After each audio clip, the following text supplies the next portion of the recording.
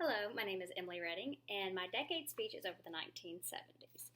And so a lot of people think about the dress or the music, and there's many different aspects to the decade. So I have chose music. So according to RetroWave, there was more variety in the 1970s than ever before. Music listeners had dozens of genres to choose from, and many rose to popularity at different points during the decade. So, when you think of the 70s, we tend to think more disco. So I'm going a little farther in the 70s towards the end, and I'm going over hip hop because hip hop has revolutionized and actually was the birth of our rap music that we listen to today. So WNYC News said hip hop foundations were being laid in the 1970s brick by brick by DJs in the South Bronx, sometimes even in burnt-out buildings or deteriorating buildings. So these are buildings that are abandoned, that no one wants to, that nobody knew about. So at first it was just Latino teens, and they were doing breakdancing and graffiti. They were kind of trying to go against the system, trying to get away from their parents and start their own new genre. So most of these teens were unemployed, but they were making money by DJing at these block parties. So at these block parties, they had MCs. And these MCs were trying to hype the crowd up, get them to dance. So they're busting rhymes. They're rhyming, they're hyping people up, they're getting them ready to have a good time, keep them dancing. And that led to rapping. These rhymes did. And these rapping, the more and more popular it got, there was more duos coming together. So with these duos, they're getting better. They're getting practice. They are learning their voice. So according to English Club, hip-hop was only live at first, but in 1979, a hip-hop single called Rapper's Delight by Sugar Hill Gang was released. To everyone's surprise, it became a top 10 hit worldwide.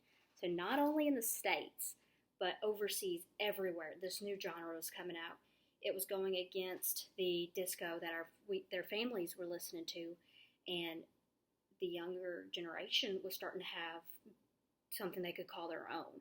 And it was no longer these Latino boys in these burnt down buildings with graffiti having dance parties and break dancing.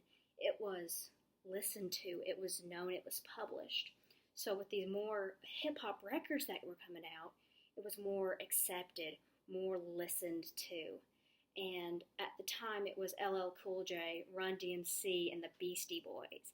So I know I don't look it. I'm a little older than most college freshmen. These are what I grew up listening to, the classics, the oldies. And you just know them. But they were new. They were building the foundation for the rappers that we listen to today. So not big a new rap fan, but your Eminem, your Jay-Z, whatever other rappers are out there now. As I said, I'm a classic girl. I love my LL Cool J and my Beastie Boys. But without this revolution starting in the late 70s, we wouldn't have this rap.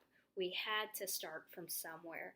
And as I said, we started in rundown, abandoned buildings, jobless, with graffiti everywhere, just listening to music and having a good time, because music has always been an escape for people. They can listen to it and they find their self-identity. And a lot of people, they saw their parents listening to disco and they just needed something they could call their own. And at first, people were very lenient, or not lenient, but very against it. They called it like the devil's music and hated it. And there was actually retaliation from the rock and the hip-hop side. They actually burned records and disco music. They tried to get rid of it.